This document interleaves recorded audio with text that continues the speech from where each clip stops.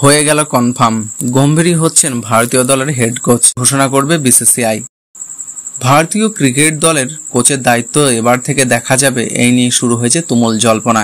এই প্রসঙ্গে জানিয়ে রাখি যে বর্তমানে ভারতীয় দলের কোচের দায়িত্ব থাকা রাহুল দ্রাবিড়ের কোচ হিসেবে মেয়াদ শেষ হবে চলতি মাসে। এমন অবস্থায় ভারতীয় দলের নতুন কোচ খুঁজতে শুরু করেছে board of the control for cricket in India. ঠিক এই আবহে এবার একটি বড় আপডেট সামনে এসেছে। এই প্রসঙ্গে প্রাপ্ত তথ্য অনুযায়ী জানা গিয়েছে যে ভারতের প্রাক্তন তারকা ব্যাটার গৌতম গম্ভীর ভারতীয় দলের নতুন কোচ হতে যাচ্ছেন। রবিবার অর্থাৎ 16 জুন দৈনিক জাগরণের একটি রিপোর্ট অনুসারে গম্ভীরের নিয়োগ প্রায় সম্পূর্ণ এবং জুনের শেষের দিকে ভারতের নতুন এবং প্রধান কোচ হিসেবে তার নাম ঘোষণা করা হবে। পাশাপাশি এই রিপোর্টের এটাও জানানো হয়েছে যে বিসিসিআই এর একজন আধিকারিক গম্ভীরের নিয়োগের খবর নিশ্চিত করেছেন এবং জানিয়েছেন যে উপযুক্ত সময়ে এই প্রসঙ্গে আনুষ্ঠানিক ঘোষণা করা হবে।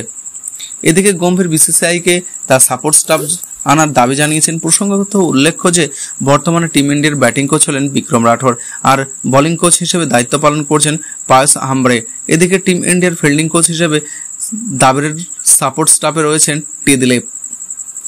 গত 3 বছর ধরে আইপিএলে মেন্টরের দায়িত্ব পালন করেছেন গম্ভীর। এই প্রসঙ্গে জানিয়ে রাখি, গম্ভীর এখনো পর্যন্ত কোনো দলকে পূর্ণকালীন ভিত্তিতে কোচিং করাননি, কিন্তু গত 3 বছর ধরে মেন্টর হিসেবে আইপিএলের সঙ্গে যুক্ত রয়েছেন তিনি।